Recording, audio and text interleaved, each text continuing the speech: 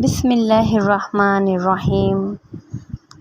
صدقہ کسی چیز کا بھی آپ دے سکتے ہیں، لیکن سب سے جو اہم صدقہ ہے وہ ہے مچھلی کا۔ مچھلی آپ نے لینی ہے ایک اپنے ہاتھ کے برابر، ایک ہاتھ میں آنے والی مچھلی آپ لیں، اس کے اوپر آپ نے 11 مرتبہ فاتحہ پڑھنی ہے۔ اس کو آپ نے کسی ایسی جگہ پر دم کر کے رکھ دینا ہے جہاں پہ چونٹیاں آسانی سے آ سکیں اور مچھلی کا گوشت اتار کے کھا سکیں۔ جیسے جیسے مچھلی کا گوشت اتار کے چونٹیاں کھاتی جائیں گی، آپ کے گھر سے تنگ دستیاں، پریشانیاں اور جو آپ کا مسئلہ ہوگا وہ حل ہوتا جائے گا انشاءاللہ العزیز۔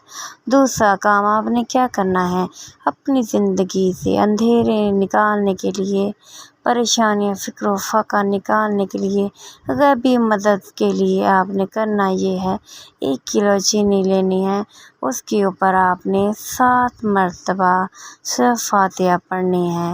سورۃ فاتحہ پڑھ کے اس چینی کو آپ نے کسی ایسے صحن میں جگہ پہ ڈال دینا ہے جہاں پہ چونٹیاں آ کے آسانی سے کھا سکیں۔ جیسے جیسے چونٹیاں چینی کو کھاتی چلی جائیں گی، آپ کی زندگی سے اندھیرے ویسے ہی گزرتے جائیں گے اور پریشانیاں، تنگ دستیاں، فکر و فاقہ انشاءاللہ العزیز ختم ہوتا جائے گا۔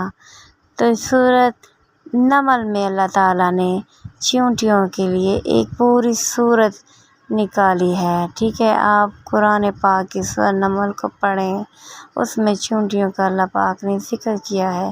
تو یہ چھوٹی چھوٹی چیونٹیاں انسان کے بڑے بڑے مسئلے مسائل کو حل کرنے میں بہت اہم کردار ادا کرتی ہیں۔ جزاک اللہ خیرا۔